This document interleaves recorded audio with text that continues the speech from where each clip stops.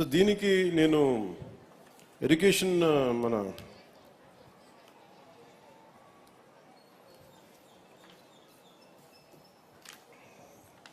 రంజిత్ భాషా గారిని కూడా నేను రిక్వెస్ట్ ఏంటంటే దీనికి సంబంధించిన ప్లే గ్రౌండ్కి ఏదన్నా పాసిబిలిటీస్ అని ఎక్స్ప్లోర్ చేయవలసిందిగా కోరుకుంటాను. అలాగే ఇందాక మన కలెక్టర్ గారు మాట్లాడుతూ ఇందాక లైబ్రరీ చూసాం. లైబ్రరీ చూస్తే చిన్న లైబ్రరీ ఉంది, దానికి బీరువాలన్నీ ఉన్నాయి, కానీ లోపల పుస్తకాలు అంటే ఇంతమంది ఇన్ని వందల మంది విద్యార్థులకు సంబంధించిన పుస్తకాలు లేవని అనిపించింది. అలాగే కంప్యూటర్స్ చూస్తే ఎలా నేర్చుకున్నారంటే ఒక 10 కంప్యూటర్స్ ఉన్నాయి. వాటికంటే నేను నా వైపు నుంచి నేను మీకు ఒక ఫుల్ లైబ్రరీ మీకు డొనేట్ చేస్తాను.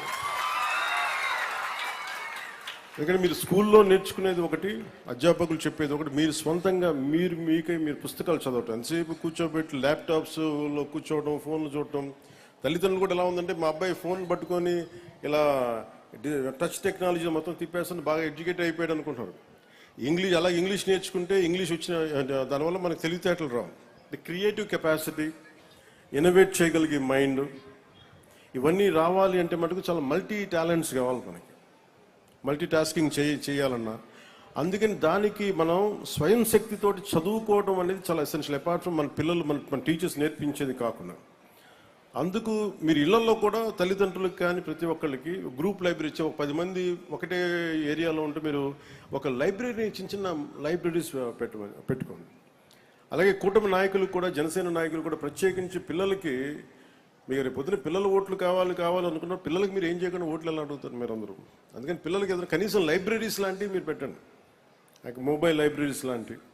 అందుకని నేను నా సైడ్ నుంచి మీ లైబ్రరీని నేను ఈ స్కూల్ని నడిపితే ఎలా ఉంటుందో అలాంటి లైబ్రరీ మీకు నేను మంచి పుస్తకాలు పంపిస్తాను మీకు. అది ఇంగ్లీషు, అలాగే మీకు 3 భాషలు వచ్చు. మీకు ఆ 3 భాషలకు సంబంధించి మీకు ఒక హిందీలో మీకు రామ్ధారీ సింగ్ దినకర్ లాంటి ఒక గొప్ప రాష్ట్ర కవిని మీకు చదివేలాగా ఒక హిందీ పుస్తకాలు, తెలుగు పుస్తకాలు, మంచి ఇంగ్లీష్ పుస్తకాలు, ఇవన్నీ నేను మీకు సెలెక్ట్ చేసి దాదాపు నాకు బడ్జెట్ తెలియదు కానీ అంటే మీ లైబ్రరీ నిండిపోయేంత పుస్తకాలను కొత్త బీరువాలు కూడా పంపిస్తుందని.